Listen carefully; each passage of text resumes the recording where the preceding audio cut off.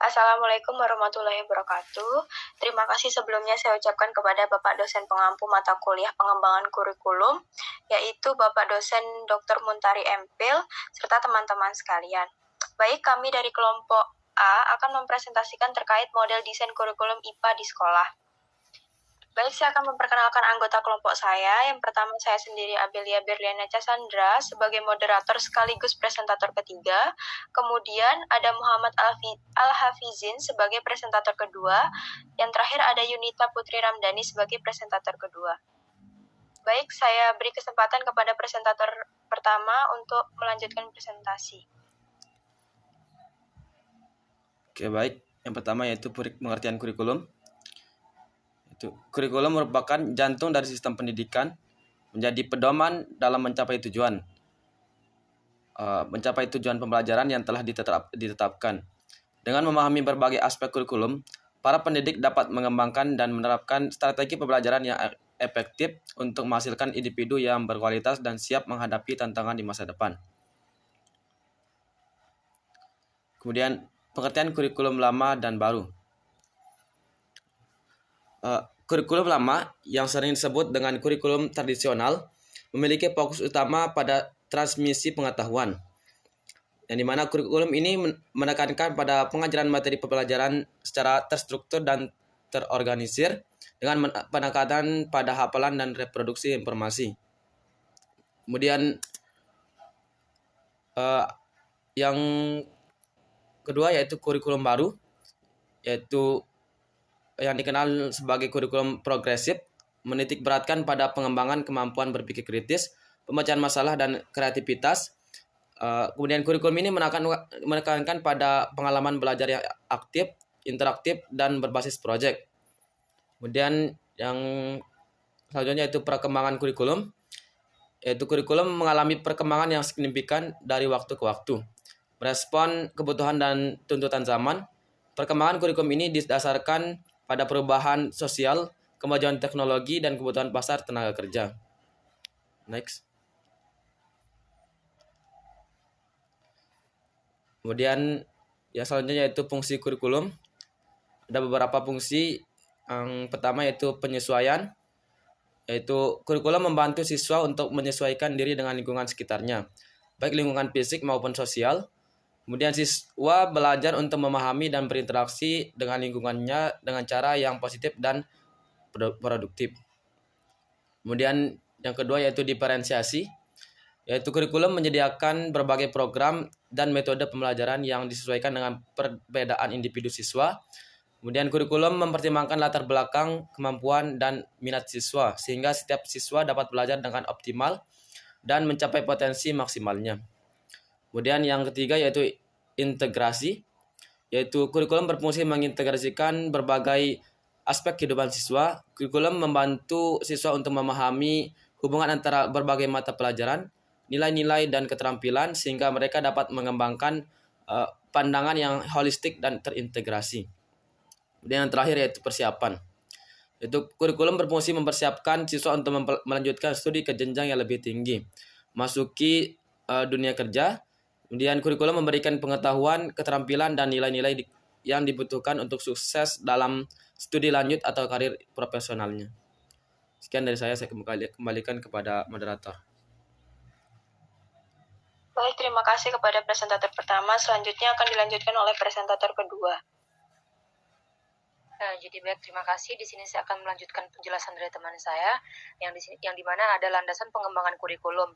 Yang pertama ada filosofi pendidikan, yang di mana landasan dari filosofi pendidikan merupakan fondasi yang mendasari pengembangan kurikulum.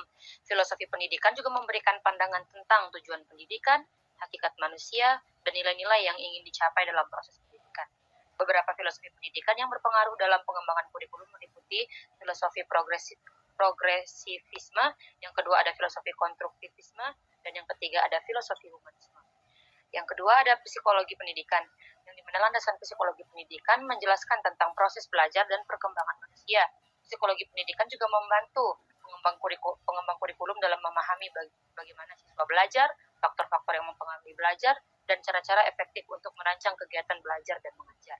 Dan yang terakhir ada sosiologi pendidikan, yang dimana landasan sosiologi pendidikan adalah menekankan pada peran pendidikan dalam masyarakat.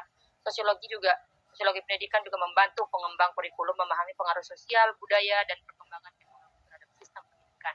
Pengembang kurikulum juga memahami peran pendidikan dalam menciptakan warga masyarakat yang berkualitas dan berkontribusi positif bagi kehidupan bermasyarakat.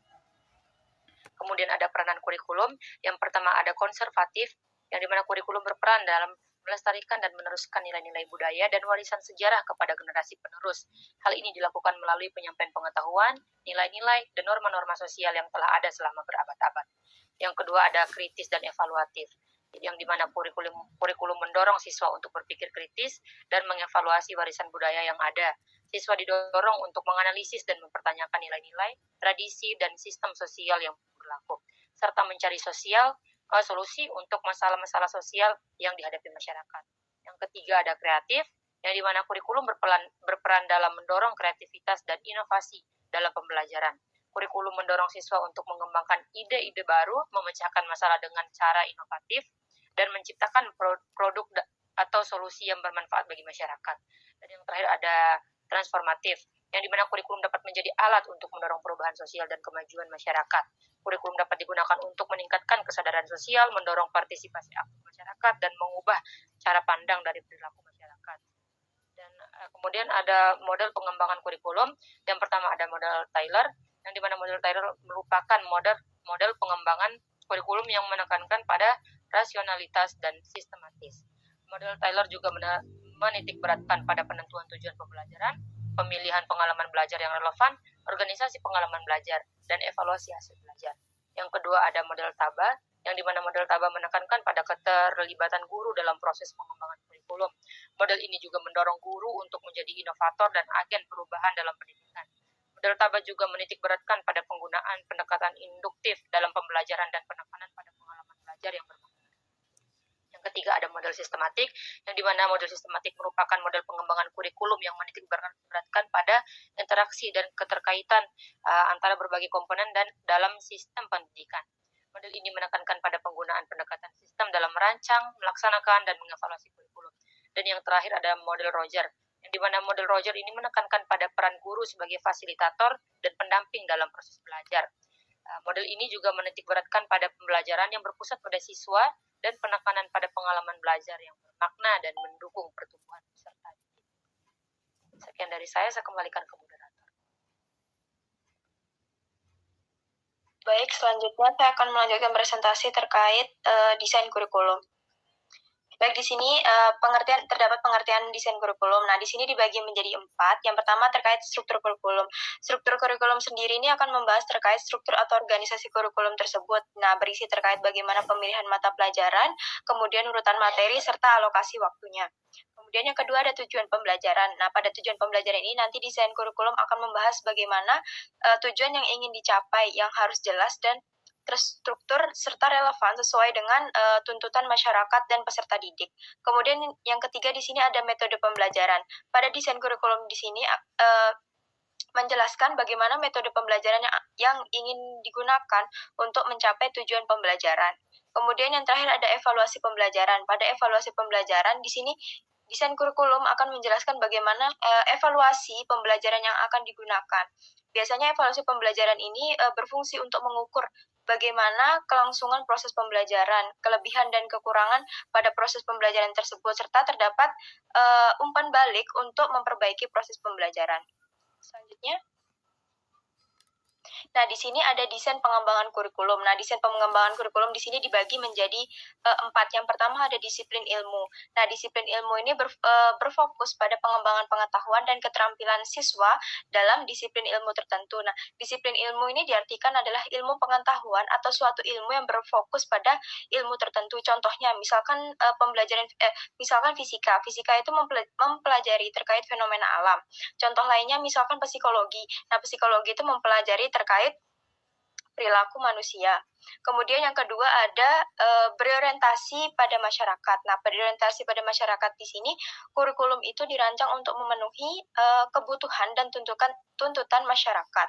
Kemudian yang ketiga ada berorientasi pada siswa. Nah, di sini kurikulum ini menitik beratkan atau berfokus pada perkembangan dan kebutuhan peserta didik sebagai seorang individu.